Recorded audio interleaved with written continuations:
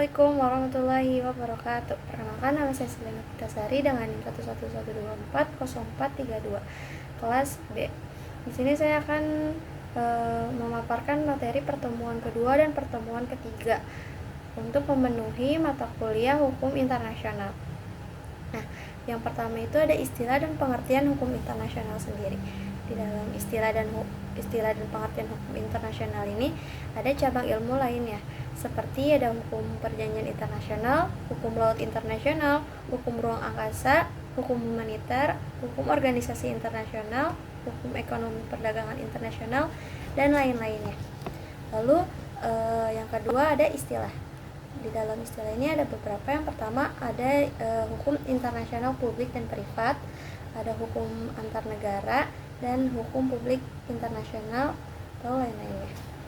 Nah, di hukum antar negara dan hukum publik internasional itu tuh sudah tidak relate lagi untuk saat ini, karena mereka tuh mengatakan subjek itu sebagai negara.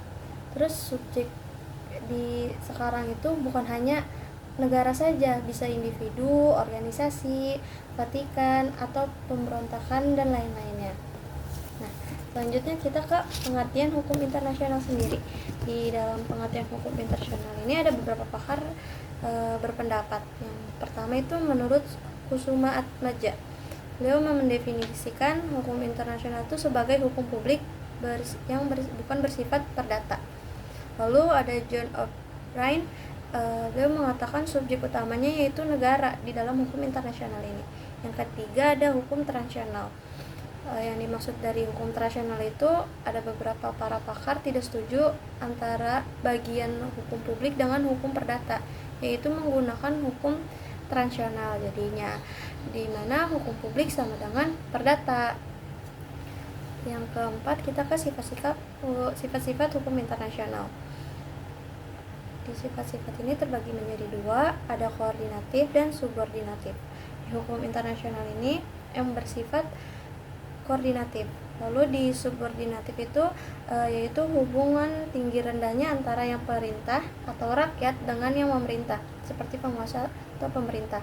Suka tidak suka, seorang warga negara harus tunduk pada aturan yang sudah dibuat. Tadi kan sudah dijelaskan hukum internasional itu masuk ke dalam sifat koordinatif karena tidak mengenal adanya hukuman tinggi rendahnya seperti hukuman nasional. Walaupun ada PBB, tapi kewenangan PBB itu terbatas. Yang kelima kita ke perwujudan di dalam hukum internasional sendiri terdapat 4, yaitu bilateral, trilateral, regional, dan multilateral. Yang keenam ada hukum internasional. Apakah hukum internasional sebagai hukum sesungguhnya? Di sini ada dua pakar yang mengatakan dengan berpendapat yang berbeda. Jika menurut Austin itu hukum internasional bukanlah hukum sesungguhnya. Mengapa? Karena adanya legislatif dan dipaksa penuh. Selanjutnya menurut Oppenheim, beliau mengatakan hukum internasional ini merupakan hukum sesungguhnya.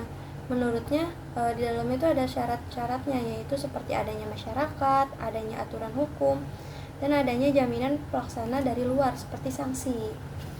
Yang ketujuh, yang terakhir, itu ada kelemahan-kelemahan dalam hukum internasional. Yang pertama ada kurangnya institusi formal penegakan hukum kayak seperti polisi. Lalu kedua di dalam hukum nasional ini tuh banyak beberapa penafsiran. Makanya itu membuat atau menjadikan kelemahan di dalam hukum internasional itu sendiri. Sekian dari saya, kurang lebihnya mohon maaf. Assalamualaikum warahmatullahi wabarakatuh.